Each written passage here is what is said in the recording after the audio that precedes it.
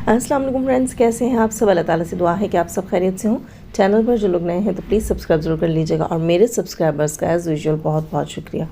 अच्छा फ्रेंड्स, सबसे पहले तो मेरा गला थोड़ा सा ख़राब है मौसम की वजह से, उसके लिए आप सबसे माजरत है। कोई खिच खिच खुच खुच सुनाई दी उसके लिए सॉरी, एक्सक्यूज़ है आप सबसे। बढ़ते हैं अपने रिएक्शन की तरफ। बहुत सारे पॉइंट्स हैं और जल्दी जल्दी जो है सारे पॉइंट्स रखूँगी, अपना पॉइंट ऑफ व्यू भी रखूँगी। लेंदी जो है चीज़ें उनको शॉर्ट करने की कोशिश करूँगी। सबसे पहले बात करूँगी, अब से थोड़ी देर पहले बीना डिग्रेड जो है उनका आया है व्लॉग और थंबनेल था कि फुप्पो की रो रो कर कॉल आई, या फुप्पो ने रो रो कर कॉल की और अब क्या होगा। थंबनेल पर ये था और अंदर जो है वो कुछ भी नहीं था। अंदर जो है वो नीनू के साथ गई हैं, थोड़ी सी ग्रॉसरी की है, इसके अलावा चाय बना के पी है, इसके अलावा फादिया के साथ थोड़ी सी देर बैठी हैं, फातिमा के हाथ का हलवा खाया, फादिया के हाथ की जो है वो चाय की रेसिपी जो है वो बीच में ली है, और कुछ भी नहीं था सिवाय इन चीज़ों के। और अली को डॉक्टर के पास लेकर गई हैं, नीनू के बेटे को, और बहुत बहुत बहुत सारी मेडिसिन्स थी। अच्छा, एक चीज़ मैं बताऊं कि जो इस वक्त पाकिस्तान में वेदर चल रहा है, सीज़न चल रहा है, हर जगह सर्दी, हर जगह ठंड है। ज़रूरी नहीं है कि हम कराची में नहीं है तो हमें पता नहीं है कि वहाँ का वेदर कैसा होगा। उस बच्चे के कपड़ों को, उसकी ड्रेसिंग को, उसके हुलिये को देखकर यही लगता है कि उस बच्चे को बिल्कुल तवज्जो नहीं दी जाती। कितनी ठंड है, कितनी ठंड है इस वक्त, और उस ठंड में भी उस बच्चे के सर पर गर्म टोपी नहीं होती। अपर सा पहनाया हुआ था, छोटा सा हुडी टाइप का, वो हुडी उसके सर पे कर दी जाती है। उसका माथा बिल्कुल जो है वो कवर नहीं किया जाता, उसका सर सही से कवर नहीं किया जाता। इसके अलावा उस बच्चे को सही ठंड में इसकी माँ जो है वो पंजाब में फैसलाबाद में यहाँ वहाँ अपने जो है वो मीटअप्स जो थे नहीं बात करना चाह रही कि किनसे मिलने गई। 1000 बार मैंने बात कर ली है। खैर, जिनको गैरत नहीं होती उनको फ़र्क नहीं पड़ता। तो कहाँ कहाँ वो सर्दी में उस बच्चे को रोलती रही, और ढेर सारे सिरप्स जो हैं और सब जो है वो तकरीबन एंटीबायोटिक्स और खांसी और सीना ख़राब होने के सारे जो है वो लंग्स के सिरप्स और मेडिसिन उस बच्चे को दी हुई। इतने छोटे से बच्चों को अभी से इतनी सारी मेडिसिन और इतनी सारी एंटीबायोटिक्स दी जाती हैं, तो क्या बनेगा उस बच्चे का, और उस बच्चे की बॉडी का क्या बनेगा, उसके इम्यून सिस्टम का आगे क्या बनेगा। खैर जनाब, बस इसी तरह ये लोग अपने बच्चों की ज़िंदगियों के साथ खिलवाड़ करते हैं और फिर ये चाहते हैं कि अवाम भी आवाज़ ना उठाए। खैर, शाहरुख का वीडियो आया, उस पर भी बात करेंगे। दिलबर का वीडियो, उस पर भी बात करेंगे। सबसे पहले जनाब सितारा के आज के ब्लॉग से रिलेटेड थोड़ी सी बात करते हैं। सितारा का आज का ब्लॉग भी आया एज़ यूजुअल, बहुत अच्छा, बहुत खूबसूरत ब्लॉग। और पिटबुल से रिलेटेड जो है सितारा की तमाम ऑडियंस जो नॉलेज रखती है, इन्फो रखती है इस बारे में, पेट्स के बारे में, डॉग्स के बारे में, तो वो बहुत अच्छे से गाइड करने की कोशिश कर रहे हैं। और अच्छी बात है, सितारा की तमाम चीज़ों में आप लोग जो है इंटरेस्ट लेते हैं। सितारा भी इंटरेस्ट लेती है। आज सितारा ने बताया भी कि मैं अपनी ऑडियंस के कमेंट्स का बहुत ज़्यादा ख्याल रखती हूँ, और अक्सर जो है जब मुझे कोई चीज़ महसूस होती है साजिद की तरफ से, तो मैं कहती भी हूँ कि मेरी ऑडियंस ने मुझे सही कहा था, मेरे व्यूवर्स मुझे सही कहते हैं कि भाई ये तुम्हारे साथ वफ़ादारी नहीं करता, ये तुमसे मोहब्बत नहीं करता, ये तुम्हारे साथ जो है सिंसियर नहीं है, इस किस्म की चीज़ें वो ये बताना चाह रही थी कि मैं आपके कमेंट्स को वैल्यू देती हूँ, रिस्पेक्ट देती हूँ। अच्छा, बहुत ज़्यादा खुश थी। थंबनेल पे उन्होंने लिखा था कि कौसर के बिना जो है, या कौसर के बग़ैर मैं और मेरा हस्बैंड हैप्पी हैं, और आई थिंक क्वेश्चन मार्क था, मुझे सही से याद नहीं है। खैर जो भी था, उनका थंबनेल था, उनकी अपनी फैमिली है, वो जो चीज़ लिखें, जो लिखना चाहें। और यहाँ पर हेटर्स ने काफ़ी सारी चीज़ें उसके बाद मैसअप की हैं। जाहिर सी बात है, जैसी सोच होगी वैसे ही होगा।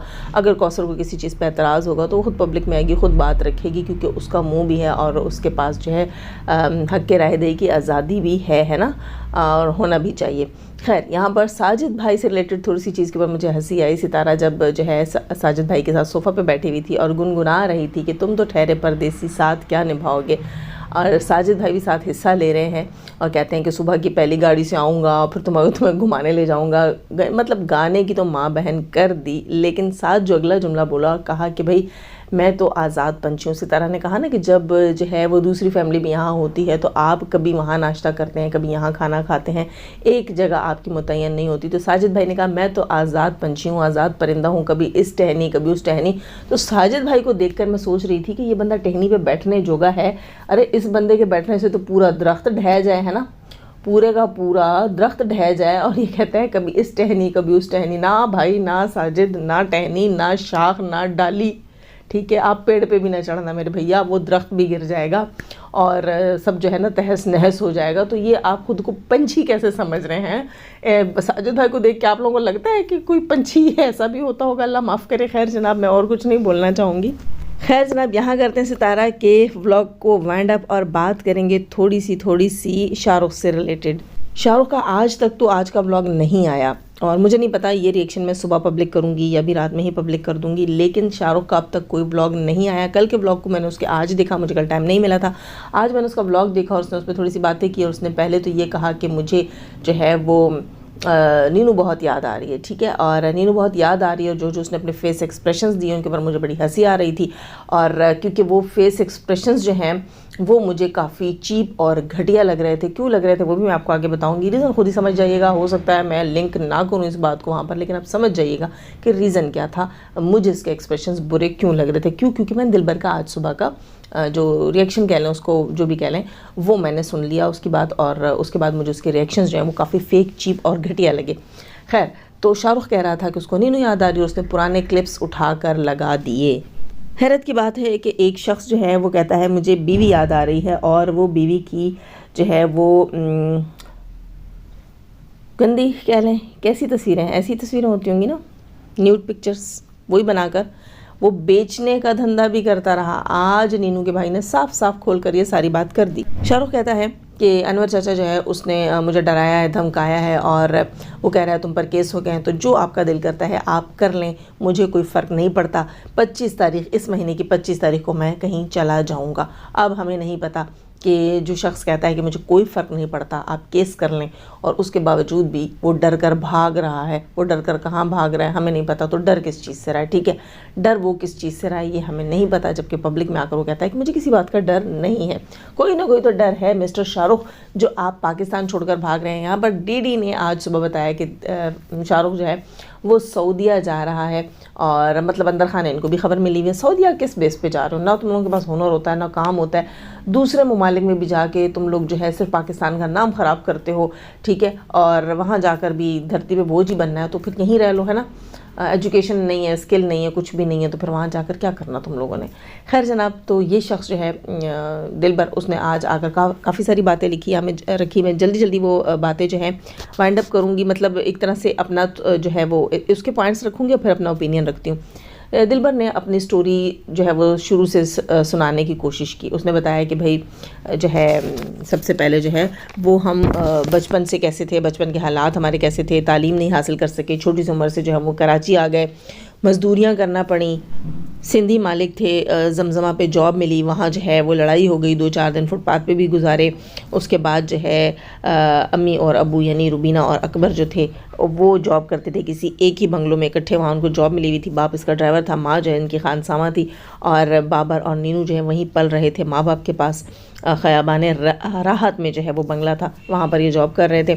और ये कहता है कि मैं अलग जॉब करता था, अलग किसी बंगले पे काम कर रहा था, और ये अलग काम कर रहे थे। फिर ये कहता है कि 13-14 साल की उम्र में शादी हो गई। खैर जनाब, जब मैंने इसका पूरा हिसाब किताब लगाया एज का, तो कोई 13-14 की उम्र में इसकी शादी नहीं हुई थी। इसकी तकरीबन 17-18 से ऊपर ही इसकी शादी हुई थी। सब बकवास है। 13-14 में शादी हो गई और उसके बाद तुम सऊदीया चले गए, और सऊदीया तुम किस बेस पर चले गए, है ना, सोचने की बात है ना। सऊदीया किस बेस पर चले गए। खैर जो भी था, हमारा उससे क्या लेना देना, एज के हिसाब से हमने क्या ही इसमें से निकाल के दिखा देना आप लोगों को। तो इस बंदे ने कहा कि 13-14 साल की उम्र में शादी हो गई, और आयशा से रिलेटेड इसने बात की कि वो मुझसे उम्र में बड़ी थी, ठीक है, पहली बीवी इससे उम्र में बड़ी थी। उसने कहा कि वो हमसे जो है वो माली हालात में भी बेहतर थे, थी तो चाचा की औलाद, लेकिन माली हालात में बेहतर थे क्योंकि उसका बाप शुरू से ही सऊदीया में ख़ुद को जो काफ़ी हद तक सेटल कर चुका था। उसने कहा कि मैं उसकी ख्वाहिशें पूरी करने में लग गया, और हर वक्त मैं इसी धुन में लगा रहता कि मैं उसको खुश रख सकूं, उसकी ख्वाहिशें पूरी कर सकूं। ज़मीन बेची, ज़मीन बेचकर सऊदीया चला गया क्योंकि मेरी बीवी ने मुझे कहा कि यहाँ हमारा जो है गुजारा नहीं है, तुम्हारी कोई सही जॉब नहीं है। और जनाब वहाँ चला गया, वहाँ भी हमें लड़ाइयाँ शुरू हो गई, फिर बात डिवोर्स तक चली गई, फिर आ गए पाकिस्तान वापस आ गया, ठीक है।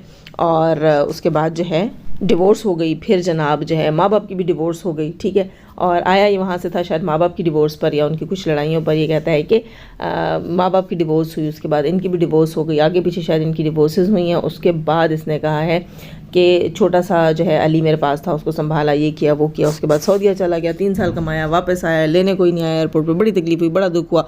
अच्छा हाँ, वो ये मतलब उसके बाद इसके अम्मा अब्बा की जो है वो डिवोर्स हो चुकी थी। उन्होंने तो छुपाया था, लेकिन असल में डिवोर्स हो चुकी थी। और फिर कहता है कि अपनी बाबर की और नैना की फिर से शादी की, शादी में नौकर बना रहा, नौकरों औरतों की तरह काम करता रहा। लोग ताने मार रहे थे कि तीसरा दूल्हा कहाँ है, तीसरा दूल्हा कहाँ है। तो मेरे बहन भाइयों की शादी थी तो मैं काम कर रहा था, ये था वो था। तो घर की जो शादियाँ होती हैं तो उसमें काम करते होते हैं, ये थोड़ी कि आपने बाबर को दूल्हा बनाकर बिठा दिया होगा और खुद ही काम कर रहे होंगे, ऐसा नहीं होता।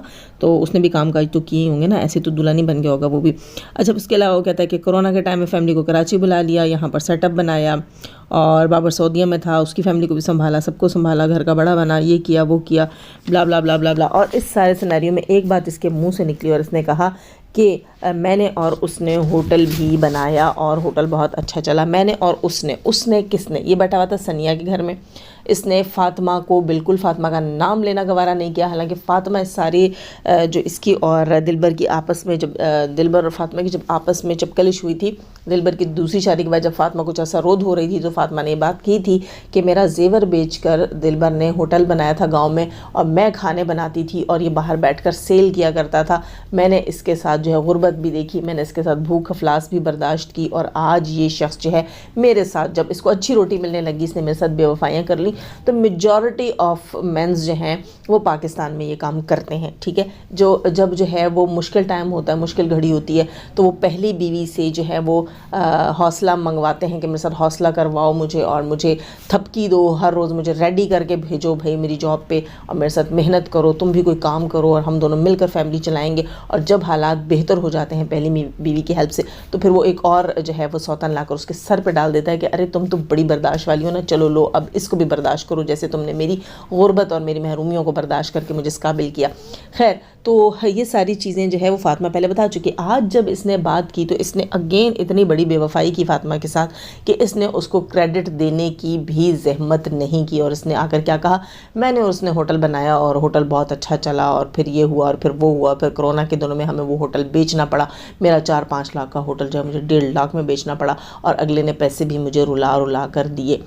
तो अगले ने तुम्हें पैसे रुला कर दिए या हंसा कर दिए। फ़ातिमा की वफ़ा को तुम कैसे भूल गए? सनिया के घर में बैठकर फ़ातिमा का नाम तक लेने की दिलबर को इजाज़त नहीं थी और फ़ातिमा को अप्रिशिएट करने की भी इजाज़त नहीं थी। उसका नाम लेकर इस शख्स ने उसको अप्रिशिएट नहीं किया।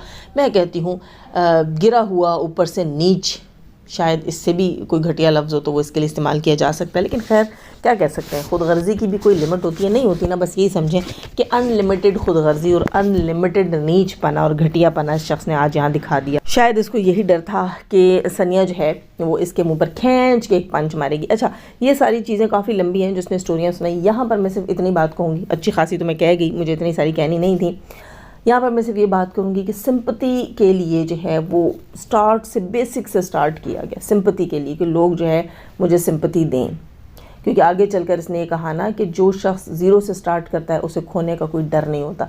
नहीं, जो शख्स रातों रात अमीर होता है उसे खोने का कोई डर नहीं होता। जो शख्स ज़ीरो से स्टार्ट करता है ना, उसकी सारी ज़िंदगी की मेहनत होती है, उसको बर्बादी का बड़ा डर होता है, ठीक है। तो आपकी मिसाल बिल्कुल गलत है, आपकी सोच की तरह, आपके ख़यालात की तरह और आपका वे ऑफ लाइफ की तरह।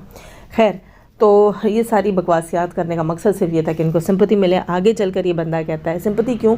क्योंकि इसने एंड में जाकर जो है वो रिएक्शन वालों को ताने मारे हैं, इसलिए इसने पहले बेस बनाई है, ठीक है। एक जो है वो पूरी एक समझ लें आप एक स्क्रिप्ट तैयार किया है, उस स्क्रिप्ट के हिसाब से इसने जो है बात रखी है ताकि लोगों के दिल में मेरी बात जाए कि मैं बड़ा मजलूम हूँ, ठीक है, मैं बड़ा मजलूम हूँ। इसने कहा ना कि जिनके सर पे बड़े नहीं होते, जिनके सर पे माँ बाप नहीं होते, वो ज़िंदगी में गलत फैसले कर जाते हैं, उल्टे सीधे फैसले करते रहते हैं। वो ये कहते हैं कि नहीं मैं अपनी मर्ज़ी करूँगा, मैं अपनी मर्ज़ी करूँगा, यानी कि अपनी हर गलती के लिए ये हमेशा शेल्टर मांगता है।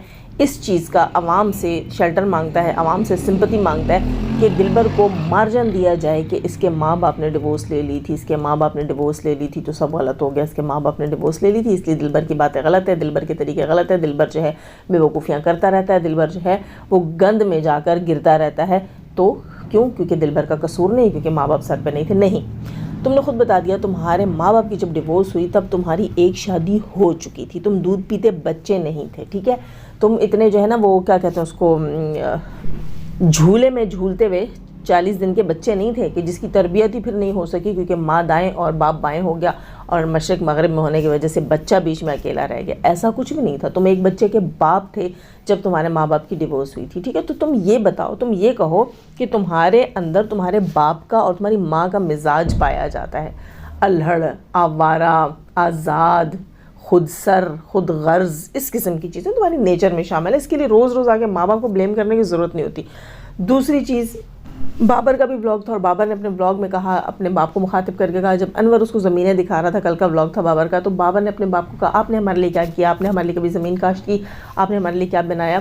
तो एक चीज़ मैं बताऊं कि इस्लाम में इस चीज़ को सख्ती से मना किया गया है कि कभी भी माँ बाप को ये ना कहो कि आपने हमारे लिए क्या किया, आपने तो हमारे लिए कुछ नहीं किया। और माँ बाप की गैर मौजूदगी में भी ना कहो कि काश हमारे माँ बाप हमारे लिए कुछ अच्छा करते, क्योंकि ये दोनों चीज़ें अल्लाह को नापसंद हैं। माँ बाप को तो है ही नापसंद, है ही नापसंद। वो लम्हा बड़ा तकलीफ दे होता है जब औलाद माँ बाप को ये कहती है कि आपने तो हमारे लिए कुछ नहीं किया, या काश आप भी हमारे लिए कुछ कर ही लेते, या काश उस वक्त आपने ना यूँ नहीं यूँ किया होता तो आज हमारे बड़े फ़ायदे होते।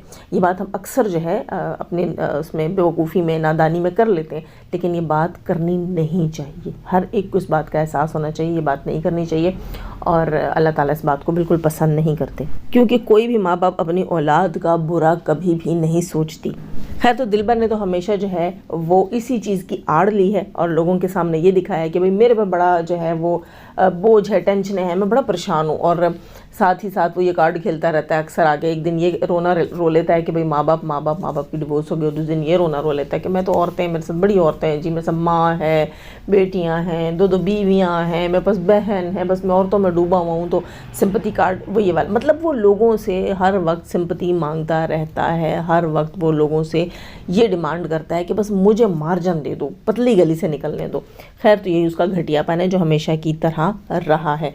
अच्छा, इसके अलावा इसने कहा है कि शाहरुख की कुछ तस्वीरों वाली बात थी और कुछ दो चार ऐसे और हरकतें थी जिसकी वजह से पहले नीनू और शाहरुख की बात ख़राब हुई थी। उस पर मैं भी बहुत गुस्से हो गया था और काफ़ी सारे मामला जो हैं वो हमारे ख़राब हो गए थे, लेकिन फिर बाद में चीज़ें ठीक हो गई थी, मैंने इसको समझाया भी था। और साथ ही वो कहता है कि रिएक्शन वाले जो हैं उन्होंने ये तस्वीरों वाली बातें बढ़ाई, यानी रिएक्शन वालों को ख्वाब नहीं आती, कोई भी आपके घरों में नहीं आकर रहता, हमें नहीं पता होता, आप लोग ही अंदर की बातें लीक करते हैं कि भाई ये चीज़ ऐसी हुई, वो चीज़ वैसी हुई। ना उस वक्त जो है आपके घर के साथ किसी का लिंक था, ना कोई आपके घर में आता जाता था, तो ये बात अंदर की बाहर कैसे ही आपके घर की ही किसी तरीके से ये बात बाहर आई है। ठीक है, तो ये पिक्चर्स वाली बात जो है ये आप लोगों ने खुद पब्लिक में रखी। अच्छा, ये कहता है कि इसने नीनू की जो है वो पिक्चर्स बनवा के रखी हुई है न्यूड, और उसके बाद ये नीनू को धमकियाँ दे रहा था कि तुम मुझे आकर मिलो वरना मैं तुम्हारी पिक्चर्स वायरल कर दूंगा। ठीक है, इसने नीनू को ये धमकियाँ दी हैं और इसने ये भी कहा है कि तुम मुझे आकर मिलो वरना मैं ट्रेन के नीचे डैश हो जाऊँगा।